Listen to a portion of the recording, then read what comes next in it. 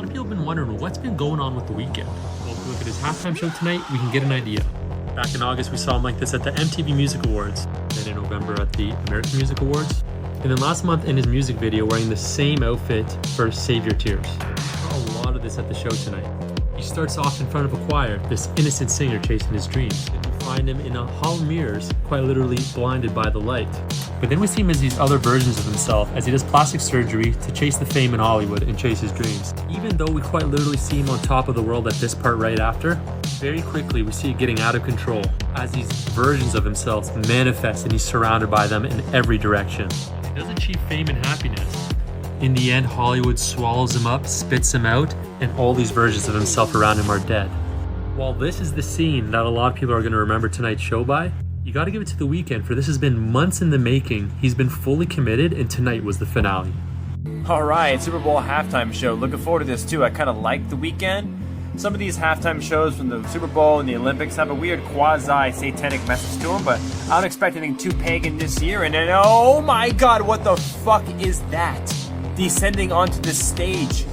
And oh shit, its eyes are glowing. What the fuck? What is this? What does this mean? Holy fuck, it's a satanic choir. Why are their eyes red? What the fuck is that all about? Oh my God, it's the birth of Lucifer himself. What is that, the Antichrist? What the fuck? There he is, ladies and gentlemen.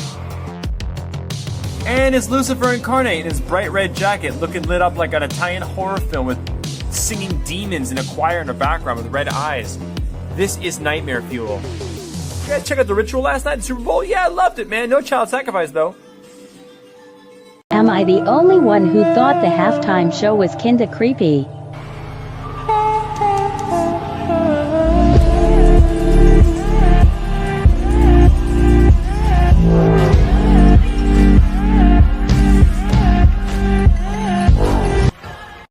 I'm not going to sit here and try to convince you it's the greatest halftime show performance of all time, but I am going to sit here and try to convince you to give The Weeknd some props.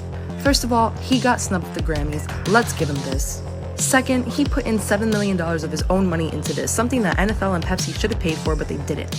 Third, many halftime show performers have admitted to pre-recording parts or all of their performances for a multitude of reasons that I won't get into right now. But The Weeknd and his band did this 100% live. Which is why the sound or the volume may have sounded weird during certain parts. A lot of this sound mixing is very hard to do live. And lastly, we are still in a pandemic. If you were expecting some big productions like Beyonce or J.Lo and Shakira, that was not going to happen. The Weeknd himself said that they didn't create a stage on the field because of the amount of people, manpower, and movement that it would require to put all of it together in the span of time that they have. So obviously, in the circumstances that he was in, he did the best that he could and gave us an awesome show with awesome vocals. Satanic ritual coming out of this car. Here he comes right now.